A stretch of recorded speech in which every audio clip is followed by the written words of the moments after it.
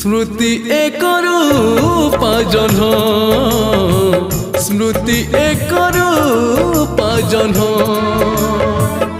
खर तार नुहे सुनील आकाश घर तार एई आम मन